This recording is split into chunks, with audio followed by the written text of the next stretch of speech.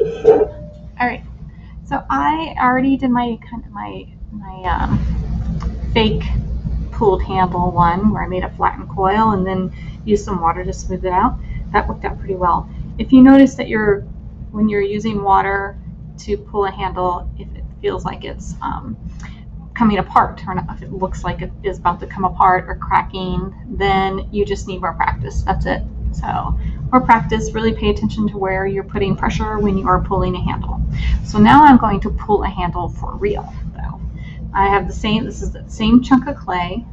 I'm going to make it the shape I need it. I need something to hold on to. I know this looks really weird, but that's what pulled handles end up doing. And the reason why we pull a handle is just because they look so pretty. I usually pull all my handles, and I will make, if I make 10 mugs, I make at least 30 handles.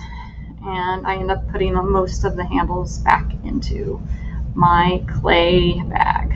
All right, so this is the shape I'm going for, something like that. I'm gonna grab my water again. And then you hang over the water and you basically, you pull it. And you move your hands, so you are going in one direction, and then you're going in another direction, and you are trying to drag the clay down, you're trying to smooth it out. The parts of your hands will start to shape the clay, like it's already naturally getting that indentation there. And then how far you pull it, like how long you make this handle, is totally up to you. Usually the end, at least the last inch, is not usable, so I always think about that. And sometimes it's fatter, sometimes it's skinnier, sometimes it just pulls right off and you just stretch it out. But if your clay is getting really skinny up at the top here, then that means you probably have to just take that off and start over with your pulled handle. All right, so I can have it go this direction for my pulled handle if I like, or I can have it go this direction, just depends on which side.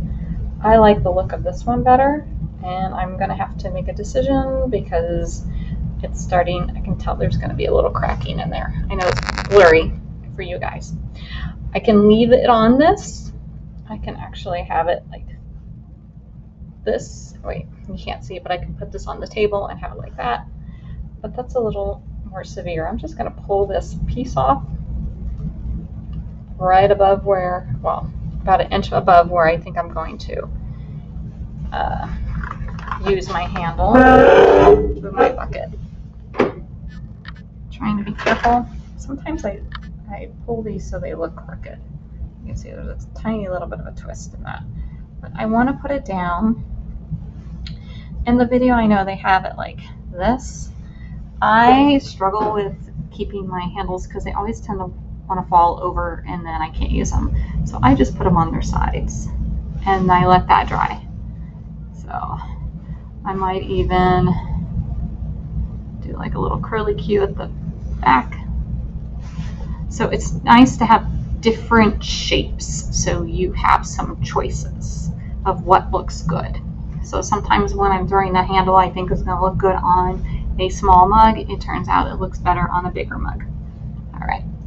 Okay, we will go over how to attach handles as soon as these firm up a bit, which should take about 15-20 minutes, or I could put them in the sun but not forget them, or I can hit them with a hairdryer for about 5 minutes and that will help out a lot.